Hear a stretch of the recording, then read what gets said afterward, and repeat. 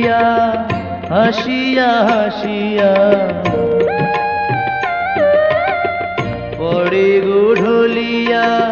হাসিয়া হাসিয়া তোমারি মুখেতে পূর্ণ শশী